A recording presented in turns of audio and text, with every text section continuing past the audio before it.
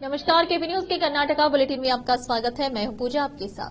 चलिए शुरू करते हैं आज की खबरों का सिलसिला। उससे पहले एक नजर आज के मुख्य समाचारों पर डालते हैं। बीदर शहर में डाक कर्मचारियों के लिए एक सम्मान समारोह आयोजित किया।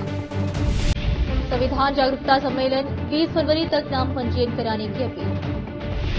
लापरवाह रवैया, सिद्धरामैया ने बजट भाषण में नुकसान के लिए बीजेपी को जिम्मेदार ठहराया।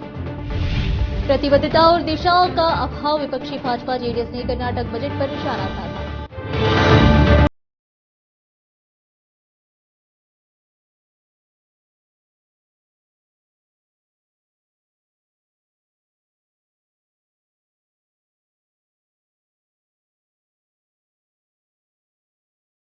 समाचारों का सिलसिला शुरू करते हुए देखते समाचार विस्तार से। पहले देखेंगे स्थानीय समाचार। बीदर लोकसभा क्षेत्र में विकासशील भारत संकल्प यात्रा की सफलता की पृष्ठभूमि में जिसे राष्ट्रीय और राज्य स्तर के नेताओं ने बधाई दी है। केंद्रीय मंत्री भगवंत खुबा ने बीदर शहर में डाक कर्मचारियों के लिए एक सम्मान समारोह आयोजित किया और डाक कर्मचारियों को बधाई दी। उन्होंने डाक विभाग को चलता फिरता बैंक बताया। जब मैं पहली बार 2014 में सांसद बना तो मैंने आवाज उठाई और डाक कर्मचारियों के वेतन के संबंध में सरकार का ध्यान आकर्षित किया। तदनुसार हमारी सरकार ने सभी डाक कर्मचारियों का वेतन बढ़ाया और उनके साथ खड़ी रही ताकि इससे सभी डाक कर्मचारियों को मदद मिल सके। उन्होंने कहा कि डाक कर्मचारी पूरी लगन से काम करते हैं। डाक विभाग ही एक ऐसा विभाग है जहां सरकार से मिलने वाला सारा पैसा सही और ईमानदारी से लोगों तक पहुंचता है। मुझे जो पसंद है वह है सामाजिक कार्यकर्ता, जिनमें सबसे पहले है डाककर्मी। विकासशील भारत संकल्प यात्रा भी सीधे तौर पर देश के 2,75,000 ग्राम पंचायतों, 4,800 नगर परिषदों में है। इसमें लगभग 21 करोड़ लोग शामिल हैं। उन्होंने बताया कि बीदर लोकसभा क्षेत्र में कुल 292 कार्यक्रम आयोजित किए गए और इन विकसित भारत कार्यक्रमों में 1.50 लाख लोगों ने भाग लिया। उन्होंने कहा कि इसका श्रेय समस्त डाक विभाग को जाता है। विशेष संवाददाता की रिपोर्ट। संविधान जागरूकता कार्यक्रम का एक प्रमुख सम्मेलन 24 से 25 फरवरी को पैलेस ग्राउंड बेंगलुरु में आयोजित किया जाएगा। इस सम्मेलन में भाग लेने के इच्छुक लोग सहायक निर्देशक के कार्यालय में और तालुका क्षेत्र के समाज कल्याण विभाग में 20 फरवरी शाम 5 बजे तक पंजीकरण कराने के लिए बीदर समाज कल्याण विभाग के उप निदेशक ने एक विज्ञप्ति में कहा है। विशेष संवाददाता की रिपोर्ट। रोकते समाचारों का सिलसिला ब्रेक के लिए। चल लौटते ब्रेक के बाद।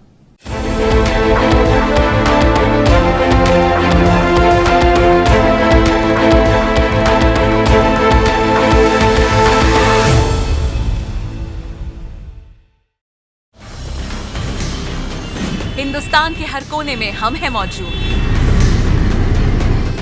24 घंटे हालात पर गहरी नजर, खबरों से जुड़े चुपते सवालात और आपको दिखाता है धार्मिक, सामाजिक, राजनीतिक, लोकल और इंटरनेशनल न्यूज की सबसे बेहतर कवरेज जो आपको रखती है हर पल बाखबर। देश और दुनिया भर की खबर के लिए देखते रहें केपी न्यूज 24/7।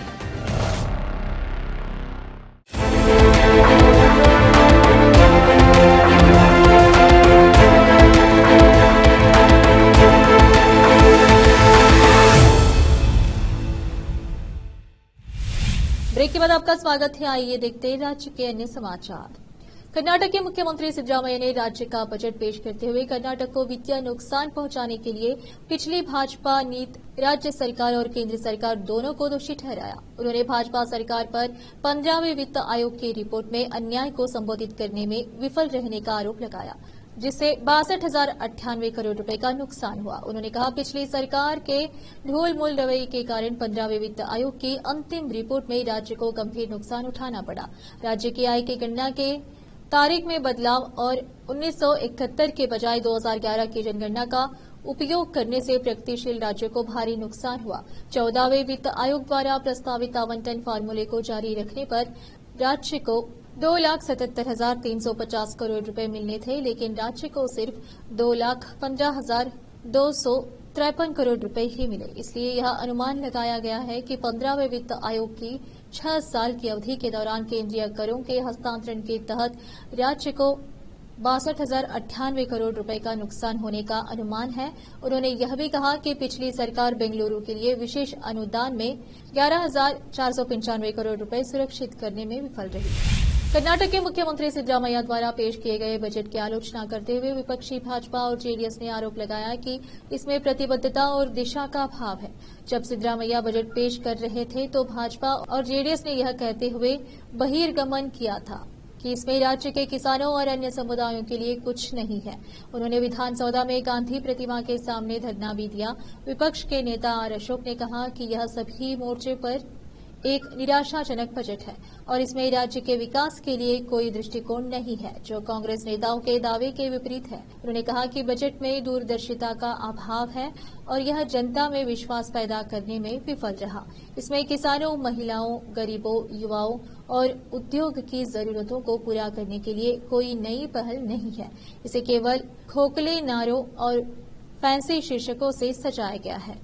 उन्होंने बजट भाषण में केंद्र सरकार द्वारा धन आवंटन पर सिद्धरामैया द्वारा की गई टिप्पणी करते हुए कहा, राजनीतिक कीचड़ उछालने के लिए बजट भाषण का दुरुपयोग करना सरकार के संवैधानिक जनादेश का अपमान है। अशोक ने कहा, केंद्र सरकार पर दोषारोपण करने के लिए बजट भाषण का उपयोग करने का बेशर्म कृत्य कांग्रेस पार्टी और लोकसभा चुनावों से पहले किसी तरह मोदी सरकार की खराब तस्वीर पेश करने की उसकी हताशा को उजागर करता है।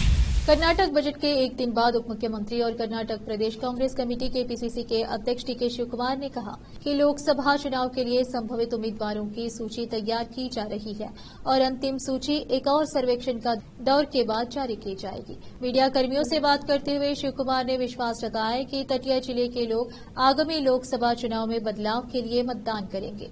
राजनीति में कुछ भी स्थायी नहीं है, कुछ भी असंभव नहीं है। यहाँ दक्षिण कन्नड़ में लोग लोकसभा चुनाव में बदलाव लाना चाहते हैं, इसीलिए हमने मंगलुरु में कांग्रेस कार्यकर्ता सम्मेलन का आयोजन किया है।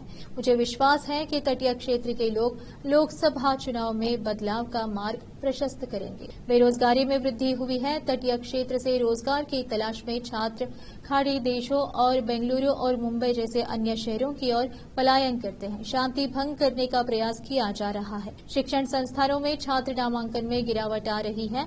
उप मुख्यमंत्री ने कहा, भाजपा विकास कार्यों के बजाय भावनात्मक मुद्दे उछाल रही है। फिर से रुकते समाचारों का सिलसिला एक ब्रेक के लिए। चल लौटते ब्रेक के बाद।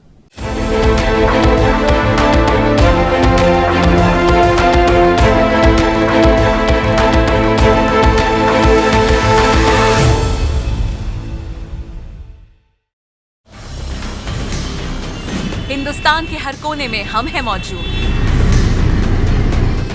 24 घंटे हालात पर गहरी नजर, खबरों से जुड़े चुपते सवालात और आपको दिखाता है धार्मिक, सामाजिक, राजनीतिक, लोकल और इंटरनेशनल न्यूज की सबसे बेहतर कवरेज, जो आपको रखती है हर पल बाखबर। देश और दुनिया भर की खबर के लिए देखते रहें केपी न्यूज 24/7।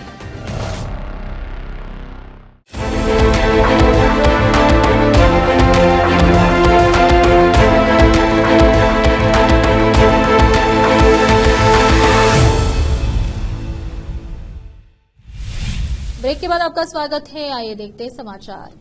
कर्नाटक के मुख्यमंत्री सिद्धरामैया ने घोषणा की कि कृषि उपज विपणन समिति एमएसपी अधिनियम में भारतीय जनता पार्टी के किसान विरोधी संशोधनों को निरस्त किया जाएगा।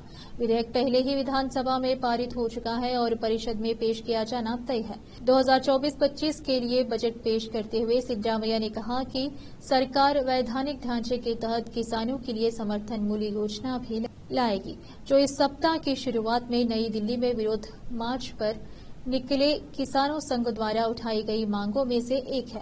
किसान केंद्र सरकार से फसलों के लिए न्यूनतम समर्थन मूल्य एमएसपी तय करने का आग्रह कर रहे हैं। किसान यूनियन नेताओं और केंद्र सरकार के बीच हुई बैठक में कोई नतीजा नहीं निकला, जिसके बाद किसानों ने आंदोलन शुरू कर दिया। हरियाणा सरकार ने राष्ट्रीय राजधानी की ओर जाने वाली सड़कों को अवरुद्ध कर दिया था और प्रदर्शनकारी किसानों पर आंसू गैस छोड़ी थी, जिसपे झड़पें हुई। मध्य प्रदेश पुलिस ने कर्नाटक के हुबली से नई दिल्ली मार्च कर रहे कई किसानों को भोपाल में गिरफ्तार कर लिया था। सिद्धरामैया ने गिरफ्तार किसानों को तुरंत रिहा करने के लिए मध्य प्रदेश सरकार को पत्र लिखा था।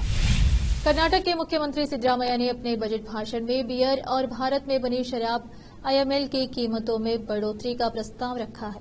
सीएम ने कहा, टैक्स स्लैब को तर्कसंगत बनाने और उन्हें पड़ोसी राज्यों के साथ प्रतिस्पर्धी बनाने के लिए IML और बियर के लिए टैक्स स्लैब को संशोधित किया जाएगा। जहां लोकप्रिय ब्रांडों के लिए कर स्लैब बढ़ेंगे, वहीं प्रीमियम ब्रांडों की कीमतों में गिरावट होगी। सीएम के मुताबिक वित्तीय वर्ष 2024-25 के लिए आबकारी विभाग के लिए राजस्व संग्रह का लक्ष्य 38,525 करोड़ रुपए निर्धारित किया गया है। पिछले वित्त वर्ष के लिए लक्ष्य 36,000 करोड़ रुपए था। वित्त विभाग के सूत्रों ने कहा कि सभी ब्रांडों के लिए टैक्स स्लैब जल्द ही सामने आएंगे। एक सूत्र ने कहा, प्रीमियम शराब की ऊंची कीमतों के कारण दूसरे राज्यों की यात्रा करने वाले लोग वहां से प्रीमियम शराब खरीदते हैं और इसे कर्नाटक ले आते हैं। प्रीमियम शराब से उत्पाद शुल्क का योगदान लगभग 2 से 3% था, जबकि हैदराबाद जैसे बाजारों में यह लगभग 50% था। दक्षिण कन्नड़ जिले के प्रभारी मंत्री दिनेश गुंडूराव ने शनिवार को सेंट गिरोसा स्कूल की घटना को दुर्भाग्यपूर्ण बताया और व्यापक जांच के लिए गुलबर्गा के शिक्षा विभाग के अतिरिक्त आयुक्त के साथ IAS के नेतृत्व में जांच का आदेश दिया गया है। पूछताछ के लिए IAS अधिकारी आकाश के से संपर्क किया गया है। सेंट गिरोसा स्कूल में सीनियर प्रभा नाम की एक शिक्षिका द्वारा कार्य ही पूजा है नामक पाठ पढ़ाते समय हिंदू धार्मिक भावनाओं को कथित रूप से आहत करने की चल रही जांच पर मीडिया के एक सवाल के जवाब में मंत्री ने कहा कि यह दुर्भाग्यपूर्ण है कि स्कूली बच्चों को ऐसा करने के लिए मजबूर किया गया, खड़े होकर विरोध किया और शिक्षकों के साथ भी दुर्व्यवहार किया गया। कर्नाटक सरकार के 2 अधिकारी IAS अधिकारी रोहिणी सिंदूरिया और IPS अधिकारी रूपाली दिसंबर में सुप्रीम कोर्ट के हस्तक्षेप के बावजूद अपने मतभेदों को सौहार्दपूर्ण ढंग से हल करने में असमर्थ रहे। शीर्ष अदालत ने उन्हें अदालतों के समक्ष लंबित मुद्दों के बारे में सार्वजनिक बयान नहीं देने का निर्देश दिया है। समय दिए जाने के बावजूद पार्टियां मुद्दों को सुलझाने में असमर्थ है। विवाद की प्रकृति को ध्यान में रखते हुए पार्टियों को सलाह दी जाएगी कि वे विभिन्न अदालतों में लंबित किसी भी मुकदमे के संबंध में कोई सार्वजनिक बयान न दें। सुप्रीम कोर्ट ने शुक्रवार को कहा, सुप्रीम कोर्ट ने सिंधूरी द्वारा रूपा के खिलाफ लाई गई आपराधिक मानहानि की कार्यवाही पर 15 दिसंबर 2023 को दी गई अंतरिम रोक को जारी रखने का भी आदेश दिया। सिंधूरी द्वारा अपने सोशल मीडिया पोस्ट के लिए रूपा से माफी मांगने की मांग के बाद 12 जनवरी को सुप्रीम कोर्ट ने दोनों अधिकारियों को अपने मतभेद सुलझाने का एक और मौका दिया था। सुप्रीम कोर्ट ने कहा, हम चुनाव लड़ रहे पक्षों को समाधान निकालने का एक और मौका देते हैं जो दोनों के हित में होगा। सुप्रीम कोर्ट ने दिसंबर 2023 में सिंधूरी द्वारा रूपा के खिलाफ दायर आपराधिक मानहानि मामले में कार्यवाही पर रोक लगा दी, क्योंकि IAS अधिकारी ने अदालत को एक हलफनामा दिया था कि उन्होंने IAS अधिकारी का जिक्र करने वाले सभी सोशल मीडिया पोस्ट हटा दिए। फिर से एक नजर मुख्य समाचारों पर। बीदर शहर में डाक कर्मचारियों के लिए एक सम्मान समारोह आयोजित किया। संविधान जागरूकता सम्मेलन 20 फरवरी तक नाम पंजीयन कराने की अपील। लापरवाह रवैया, सिद्धरामैया ने बजट भाषण में नुकसान के लिए बीजेपी को जिम्मेदार ठहराया। प्रतिबद्धता और दिशा का अभाव, विपक्षी भाजपा जेडीएस ने कर्नाटक बजट पर निशाना साधा।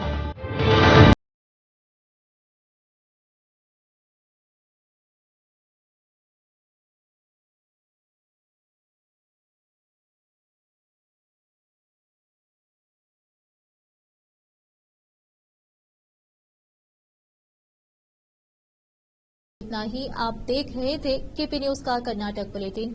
अन्य समाचारों के लिए जुड़े रहे हमारे चैनल से। धन्यवाद।